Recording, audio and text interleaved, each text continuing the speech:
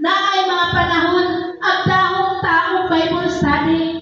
Na ay mga panahon na ay trabaho nito pulo aton sa Dios kung saan atong rason. Bisita. Bisita kanunay sa mga kalibutanon nga mabutang. Wala natong itagaan o gibukaton ang mga puluhaton nga gipiyan sa Dios sa imuha o sa akuha. Dili ni para sa inyo, kundi para ni sa atong tanan mga igsoon. Ang Harvest 2025, kung atong apinan, mahimong magmalampuson. Harvest in the Bible symbolizing the culmination of God's word in the world. Kung sa diya kita mag-harvest atong umang, buti pasabot ka uman na. Gulang na. Ang ato lang, the active participation of His people in gathering the fruits of that labor. Ang manang-iay, na kinahanglan ang manang-iay sa diya nga kita magpasangit sa atong umang. Sama usab sa buluhaton karon nagipiyan sa Dios sa ato.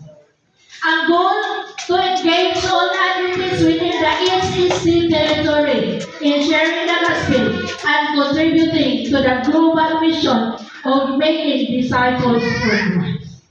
Unsa ang atong goal?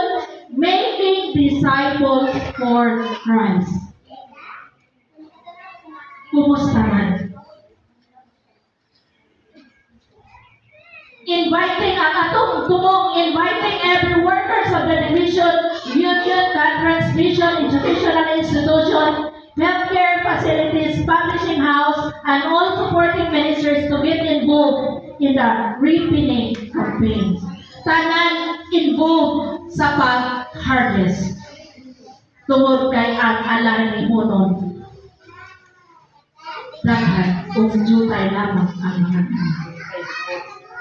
engage all, appeal all church members. Dili nita maingon na ay sila lang kay dili ko kabalo, ay sila lang kay tigulang sa iglesia, ay sila lang kay mga officers. Unsay ingon, tanan church members in every phase of disciple making. Dili lang ang discipleship mao ang pag-istorya, pag-Bible study. Kung dili, pagbisita, pagduaw, pagpakighigala, usa na siya ka mga pamaali sa pag-disciple. Tanan nga mga local churches to hold harvest evangelistic meeting, gina-encourage ta. That is why ginapa-active ang atong care group. Tungod kay kasagaran kuno, nanong nakita, nanong ipaagin sa care group, kasagaran sa mga wali, daghan ang nabautismuhan, only few ang nabili. Why? Dili sila ma-entertain, dili makuha, dili mahatod, dili daghang lason. So, kinahanglan nga ang care group na ang muliho tungod kay diha sa care group, diha siya ang muatiman. From the word care, siya ang muatiman. God has given us, or given me, batod pa niya sa Colossus 1:5, God has given me the responsibility of serving His church by proclaiming His message in all its fullness of you Gentiles. Isa, kitag-yatagan og responsibilidad sa pagmensahe ngadto sa mga Hintil. Changing the mindset. Usbon kuno nato ang atong mindset. Kung sa man kasagaran, tungod kay naata sa mindset nato na negatibo. Kanang law of attraction, kung maguna-una kag positibo ang mga butang nga moabot na happiness sa mong heart. Kung maguna-una kag negative usap ang mahitabo. For this is as the Lord commanded us when He said, I have made you right to the Gentiles. Kung sa ano, gihimo kaniya nga mga suga ngadto sa mga Hintil. To bring salvation to the farthest corners of the earth.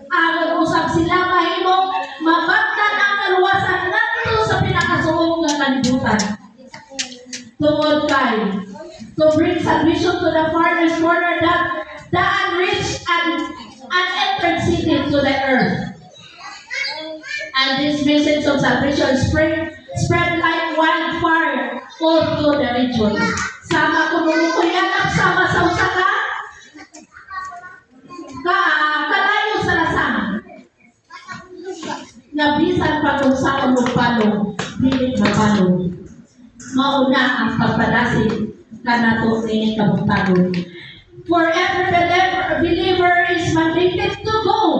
Every believer. Kung ikaw itsunat to, you are mandated to go. Kung ikaw tumutuon ni Ginoo, is mandated to go to tell the gospel. Dili kay wengon lang pulutan sila na. Dili ko kabalo. Ay ikaw nga kay maayo ka. Na usa sa ato mga bisita ningon siya. Kada atin ako ni mo dili, ikaw kada simpan ako sa inyong simbahan, ikaw yun ang magwali. Nakaingon ko ala basit nakaingon na siya mag-monopolize na ko ni Christian. Sa diha ni do system ninang ikaw ang wali ko nga. Nakasaad ako sa Ginoo nga kung sa man ang ihatag sa wali ko balibad, pero kung naapay lain mo daw ihatag sa kung wala na ay hatag ko. Nga naman, di man kita isugutan kung wanin istorya, isulti ang kamatulungan. Matod pa niya sa Acts of Apostles page 110 o 110. It is fatal mistake to suppose that the work of soul saving depends alone upon the ministry. Usa mo fatal mistake. Usa ka dako kasayo. Kung ang pagpagsanyaw, pagsusipin, pagminsahe, pasa lang nato diha sa mga nasay. Ay, ikaw lang anak kay pastor ka. Ay, ikaw ka kay tigulang ka. Ikaw ka kay maayo mang ka. May mangkater, may mangkaban kay kamao ka. No! Tungod kay kamao ka. Iyo na mangutulong ka. Ito kayo nga na. Naguna-una na kaong negatibo. Hinong soon, dili ikaw, kundi iya sa Diyos. Just, ingon niya, go. Those who stand as leader in the church are to realize that Savior's commission is given to all who believes in His name. Tanan. Tanan, walay exempted. The Church of Christ is God's appointed agency for the salvation of men. Kita, we claim na we are the true church. Pero kinsa man ang naglakaw, Jehovah's Witness. Matod pa ni Pastor. Kung ni ato ko na nagsuhoy ni mga Jehovah's Witness, tingnan niya. Kabalo ba taga? Na dili doon ko ang pagsimba sa balo. Matod pa. Pastor, kung kamo ang tinuod, nganong kami ang naglakaw. Kung kamo ang tinuod, nganong kami ang nagmensahe. Ikaw nga ang makatubag sa iyong kaugalingan. Beyond that, mission refocus, going beyond our horizon. Sometimes, mugawas niya sa ato ang comfort zone. Ay, dili ko mo apila na kabuhat, hindi ko kabalo niya, dagan kay kong trabaho, kunya, dagan kay tagkasun. Ay, dili mangkot kay pagpiso, umuuban ka, mapasmo ka, madaghatay ka, mapasmo ka ni Mater, kay umuuban ka na ni Mater, magminsahe, lukay ka na sa mauban, mapasmo ka, Ter, ayaw umuuban. Bugay kayo sa mga manok simbater, mapasmo ka, ayaw ko ba nila? Ha? Tungod kay daghan kaayong mga katawhan na matod pa, Satan, the God of this evil world, has blinded the minds of those who don't believe. Kung si Satanas siyang ginabutaan ang mga katawhan labi na katong wala nituod na kanila. So they are unable to see the glorious light of the good news that is shining upon them. Aron dili nila makita ang kamatuoran na nagasidla nila kanila. They don't understand the message. We preach about the glory of Christ, who is the exact likeness of God. Dili nila masabtan tungod kay gibutangan sila sa Ama. Sumala sa atong leksyon nga ang tinubdan ang sala, tinubdan mao si Satanas. So kung kita magpaulipon tas pagpakasala, iya pa sa yawa. So manatan na rin. Dili na na ito ikuan. Sumala sa pagkinabuhi ni Moses may soul. Kabalo pa mo na si Moses nga stammered siya kung istorya. But when God says no, kasi is go, never say no.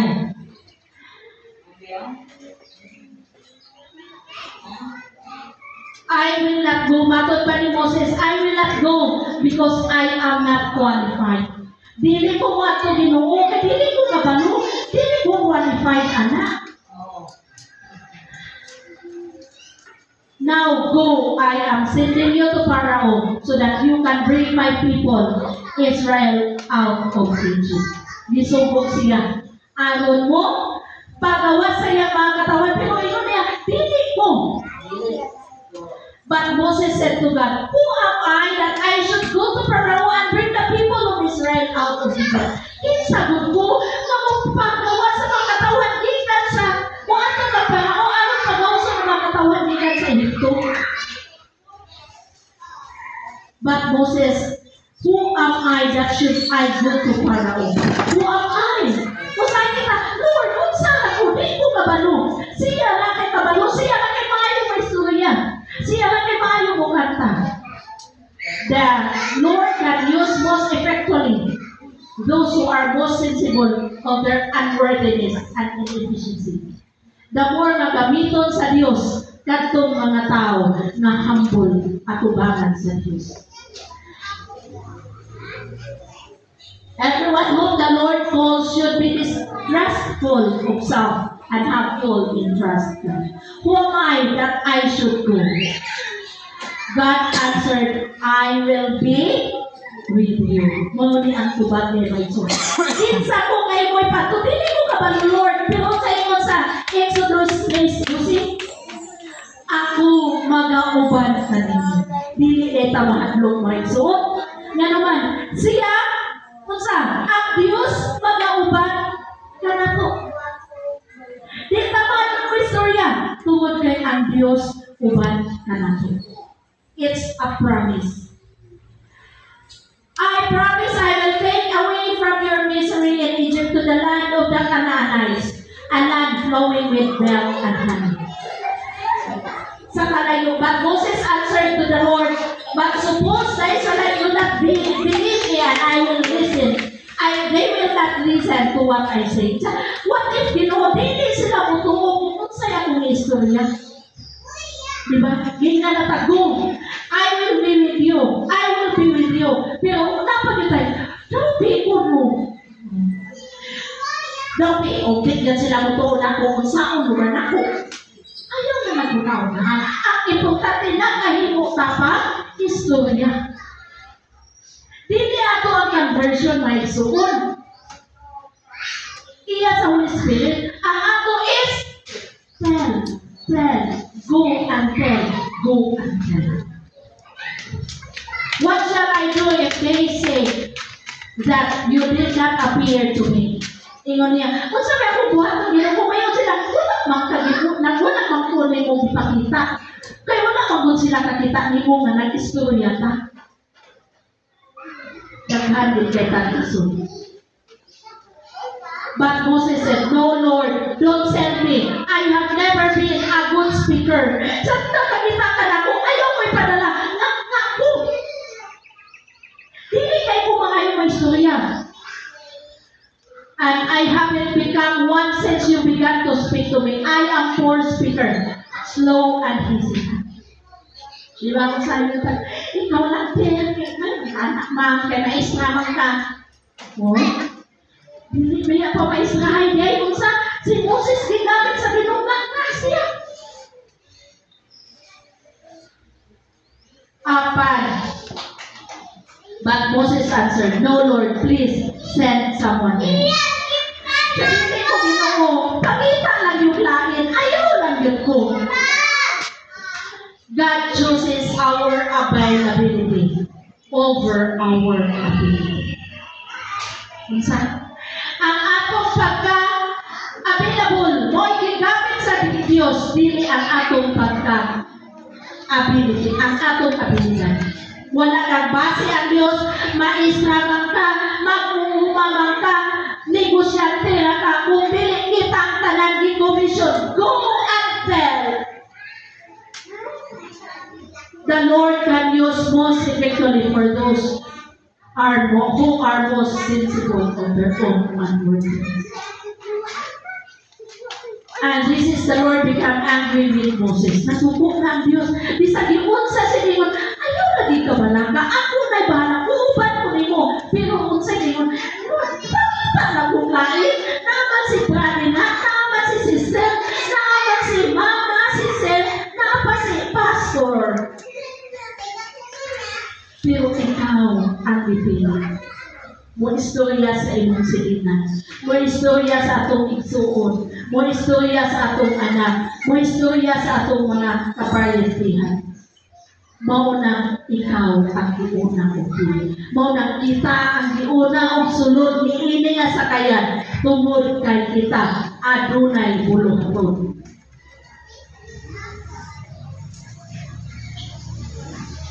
I will go. When God says go, never say no.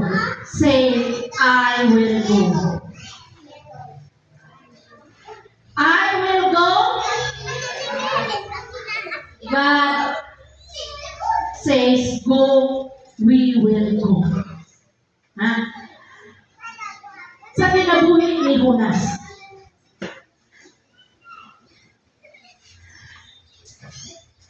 si Jonas gisugo pagwali sa Ninive.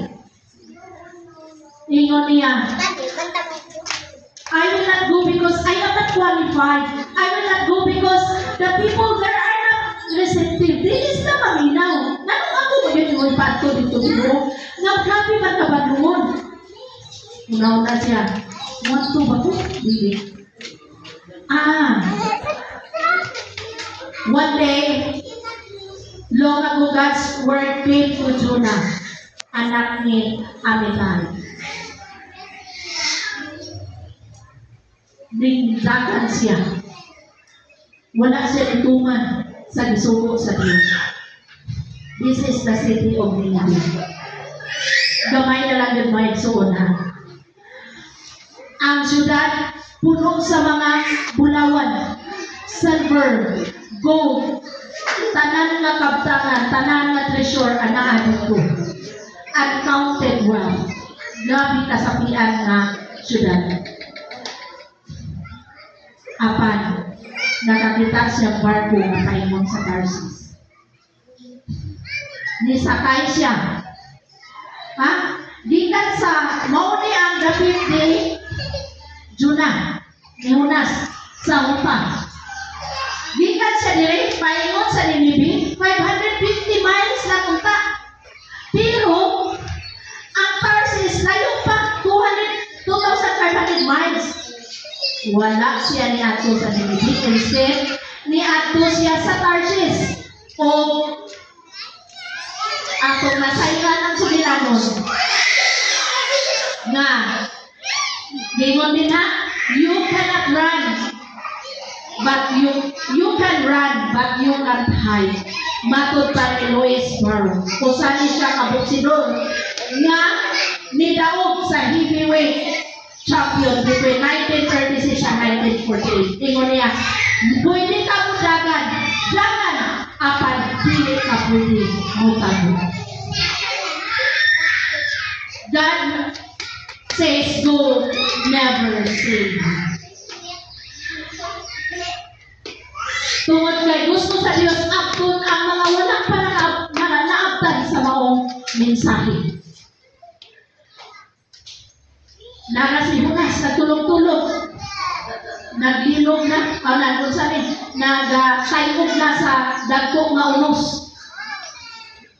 O nakitaan siya sa tripulante.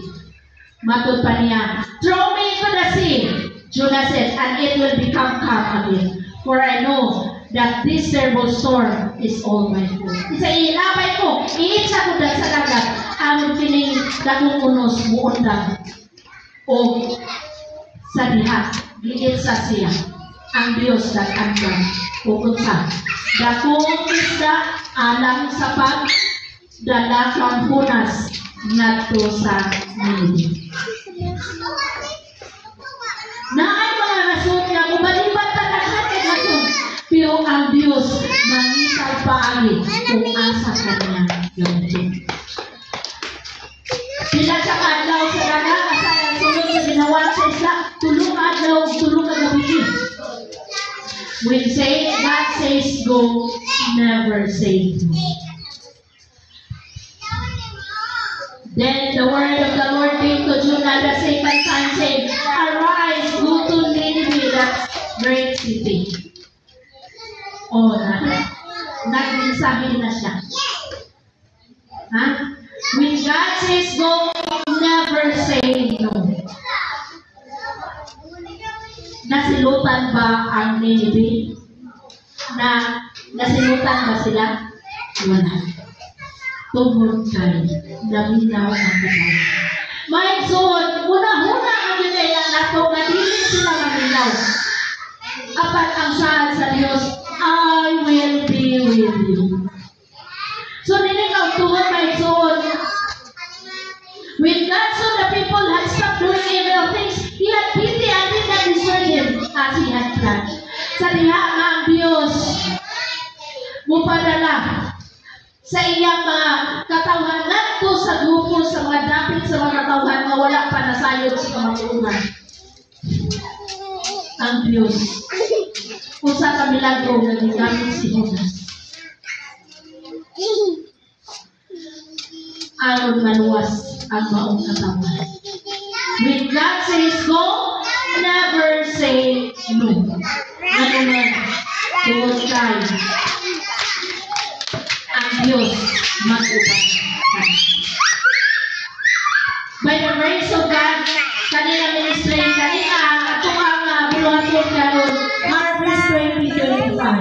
Maoy akong handog sa ato ang buhay na Diyos na atong apilan ng buluhaton aron mahuman kini Harvest 2025 o ang Diyos kumalik na. Ang atong komisyon to preach the word and make disciples of Jesus to every nation, to work for the salvation of man in partnership with God as a great blessing, not a blessing.